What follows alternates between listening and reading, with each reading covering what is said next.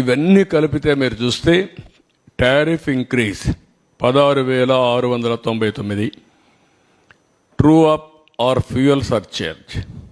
నాకు ఇవన్నీ కొత్త పదాలు అప్పట్లో లేవు. నేను ఉన్నప్పుడు నేను కరెంట్ ఛార్జ్ ఒకటే వేసేవాళ్ళం. ఇన్నోవేటివ్లో వచ్చారు వీళ్ళు, తెలివినంతా ఉపయోగించారు. అందుకే ఇక్కడికి వస్తే true up or fuel surcharge అన్నాడు. 5,886 కోట్లు వేశారు. ట్రూ అప్ ఛార్జెస్ అన్నారు, 3,977 కోట్లు వేశారు. ఎలక్ట్రిసిటీ డ్యూటీ 5,604 కోట్లు అయింది. ఒక యూనిట్కి ₹1 వేశారు.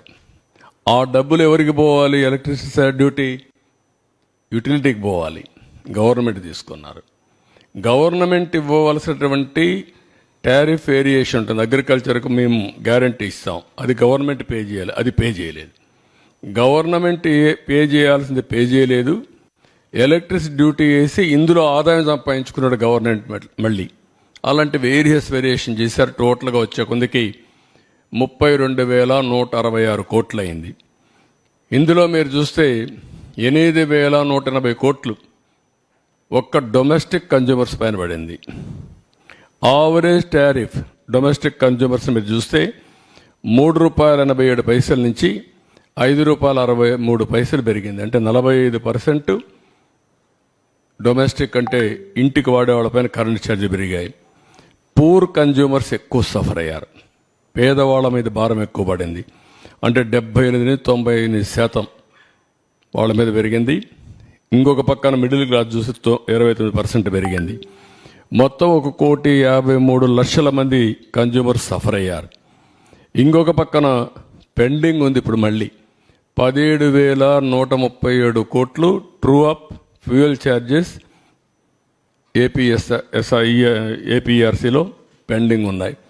ఇది మోర్ రిలవెంట్. 50 యూనిట్లు వాడే వాళ్ళందరికీ ₹1 నుంచి ₹1.99 పెరిగింది. 100 యూనిట్లు వాడే వాళ్ళకి ₹2.44 నుంచి ₹4.53 పెరిగింది. 86% పెరిగింది.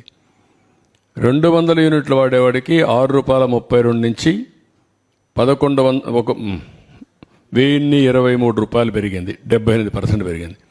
300 యూనిట్లు వాడేవాడికి 1,573 నుంచి 2,034 అంటే 29%.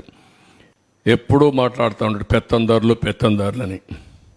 ఈ పెత్తందారు చేసిన పనికి పేదవాడు చితికిపోయే పరిస్థితి వచ్చింది. పేదవాడి మీద భారం పడింది. పేదవాళ్ళు నడ్డి విరిచే పరిస్థితికి వచ్చాడు. అన్నింటికంటే ముఖ్యంగా 50 యూనిట్లు వాడిన వ్యక్తులపైన 98% పెంచారు. 100% భారం మోపారు.